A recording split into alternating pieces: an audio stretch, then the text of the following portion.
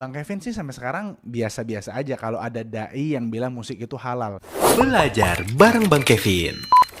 Karena Nabi udah ngabarin akan ada sebagian umatku yang bilang musik itu halal. Tapi coba kita pikir teman-teman, kenapa orang kekeh bilang musik itu bisa menjadi alat dakwah, bahkan bisa menjadi pintu hidayah bagi orang lain. Kenapa? Karena menyentuh, karena sampai ke hati manusia, katanya gitu. Pola pikir seperti ini adalah yang ingin cepat-cepat sampai ke hasilnya. Kan yang penting hasilnya baik. Dengan cara seperti ini, dia bisa masuk Islam. Dakwah Ahlussunnah harusnya mementingkan kemurnian prosesnya. Hasilnya kita mintakan kepada Allah. Dakwah Ahlussunnah tidak menghalalkan segala cara untuk hasil yang dituju. Dakwah Ahlussunnah memurnikan niat di awalnya, menjalankan proses dengan hati-hati, dan hasilnya kita mintakan kepada Allah SWT. Maka bagi kami musik tetap haram meskipun ada efek yang baik di situ. Karena cara yang haram tidak bisa dibenarkan agar mendapatkan hasil yang baik. Gitu teman-teman. Barakallahu fikum. Bicarakanlah semuanya kepada publik, kepada masyarakat agar jelas semuanya. Begitu Bang Kevin, belajar bareng Bang Ropik.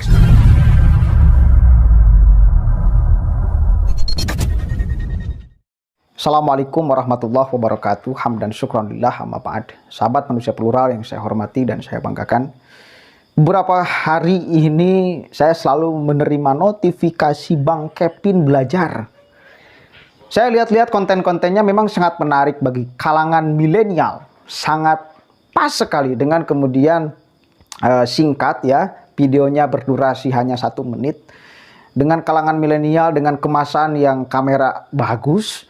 Itu keren sekali sih. Pasti bakal kemudian banyak orang yang percaya 100%, netizen apalagi yang tidak pernah ngaji.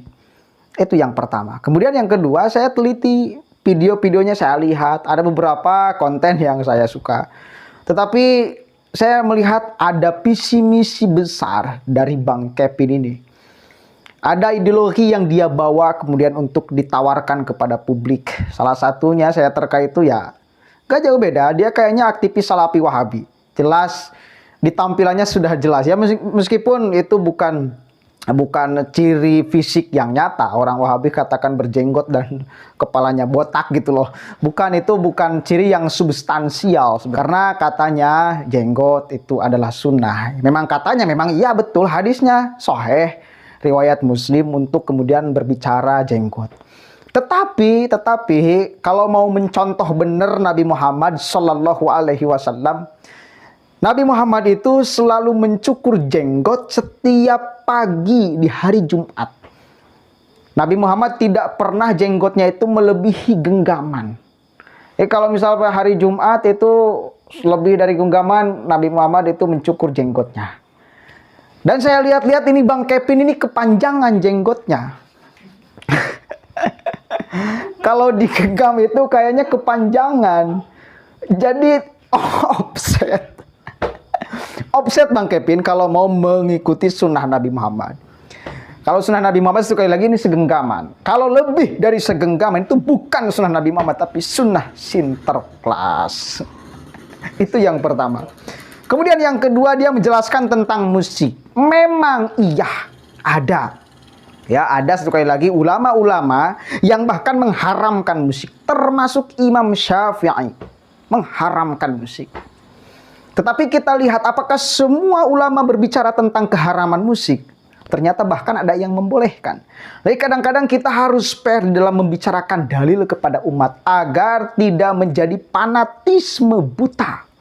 Kalau ada orang yang mengharamkan, kemudian ada yang menghalalkan, bahkan ada yang memubahkan, bicarakanlah semuanya. Biar umat yang kemudian memilih akan memilih yang mana. Toh ada yang bertanggung jawab kok. Itu. Bang Kevin berbicara tentang keharaman musik, katanya mutlak. Wes, memang ada dasarnya. Nah, saya di sini akan berbicara tentang ada ulama toh yang membolehkan. Ya, karena melihat musik itu bukan hanya sekedar alat mainnya saja, tapi substansi musik. Imam Al-Ghazali salah satunya di dalam kitab Ihya Ulumuddinnya jelas dia mengatakan, melihat musik itu nggak jadi soal, artinya nggak sampai mengharamkan musik. Kenapa? Karena melihat substansi daripada musik. Memang dulu, kenapa ada hadis tentang pengharaman musik nih? Dulu itu pas awal-awal jahiliyah dan sebagainya, musik itu selalu menjadi pengiring wanita malam di Arab sana. ya di Arab sana selalu menjadi pengiring wanita-wanita malam, mabuk-mabukan dan sebagainya. Sehingga musik itu diidentikan dengan kemaksiatan. Akhirnya keluarlah hadis tentang pengharaman bahkan musik. Ya. Tetapi kemudian Imam Al-Ghazali melihat ini dari substansinya.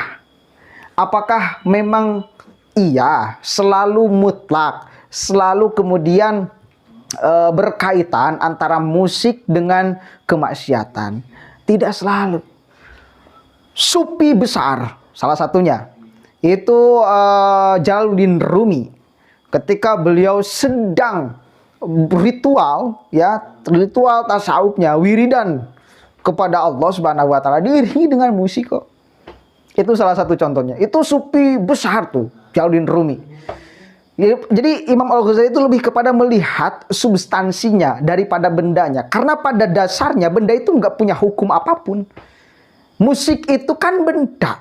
Ya, satu kali lagi, musik itu benda. Nggak ada hukum pasti mengenai benda ini. Musik contohnya. Kemudian pisau. Tahu pisau kan? Bedog kalau bahasa Sunda tuh. Itu nggak punya hukum deh itu. Apakah menjadi haram, apakah menjadi makruh, apakah menjadi mubah. Itu tergantung kita yang menggunakan golok ini. Kalau golok pakai nebas leher orang untuk maling, ya menjadi haram punya goloknya. Tapi kalau punya golok untuk kemudian kita bawa kayu untuk keluarga, untuk masak, nanak nasi dan sebagainya, itu menjadi bahkan wajib kita punya goloknya. Jadi pada dasarnya hukum benda itu tidak ada hukumnya. Itu pada dasarnya. Memang ada di dalam kitab Sulamut Taufik, ya, jenis yang kemudian dimakruhkan atau bahkan diharamkan. Itu seruling dan gitar. Tetapi satu kali lagi Imam Al-Ghazali melihatnya kepada substansinya. Substansi musik itu karena selalu dikaitkan dengan kemaksiatan. Zaman sekarang, Bos, apakah selalu musik itu diidentikan menjadi pengiring wanita malam dan sebagainya? Enggak kok. Sekarang banyak ulama-ulama, bahkan kiai-kiai, bahkan habaib-habaib yang kemudian berada di atas panggung bersolawat, jamaahnya banyak, ada musiknya di sana. Ya, enggak, sekarang musik itu menjadi pengiring dakwah, bisa kok. Jadi substansinya yang dilihat. Karena satu kali lagi, asal muasal hukum benda itu tidak ada hukumnya. Itu asal muasalnya, enggak ada hukumnya benda tuh. Tergantung kita yang menggunakan. Jadi kalau berbicara tentang hukum sesuatu itu harus semuanya bicarakan mengenai seluruh perspektif para ulama agar menjadi jelas kepada masyarakat, tidak sepihak, tidak menjustifikasi. Jadi jangan diskriminasi, sunnah pun jangan diskriminasi, Bos. Jangan kemudian Anda tidak menginformasikan semuanya. Misal, itu yang jenggot itu ya. Jenggot itu memang ada yang mengatakan sunnah, hadisnya jelas memang ada. Tapi ya gaya rambut Nabi. Tapi kenapa ini tidak diinformasikan kepada masyarakat? Hadisnya Bukhari, jelas. Imam Bukhari, hadisnya. Pertama, gaya rambut Nabi ketika beliau di Makkah, itu gayanya ke belakang. Gaya primus. Kemudian ketika beliau hijrah ke Madinah, melihat rabi-rabi Yahudi, kemudian sisirnya dibelah dua, beliau itu mengikuti rabi Yahudi sampai beliau meninggal. Jadi informasikan semuanya, gaya rambut Nabi informasikan, gaya kemudian jenggot Nabi diinformasikan semuanya. Kenapa tentang hadis rambut tidak Anda bicarakan? Kenapa tidak diinformasikan ke publik? Saya tahu sebetulnya rata-rata mereka itu kalau dibuka kopiahnya botak, Bos. Sehingga tidak diinformasikan gaya rambut Nabi, padahal hadisnya sahih. Tidak diinformasikan tuh dia. Khalid Basalamah, Syafiq Rija Basalamah, lihat tuh jenggotnya. Itu bukan sunnah Nabi. Kebanyakan itu lebih dari segenggaman, itu sunnah sinterklas. Bicarakanlah semuanya kepada publik, kepada masyarakat agar jelas semuanya. Begitu Bang Kevin, belajar bareng Bang Ropik. Assalamualaikum warahmatullahi wabarakatuh.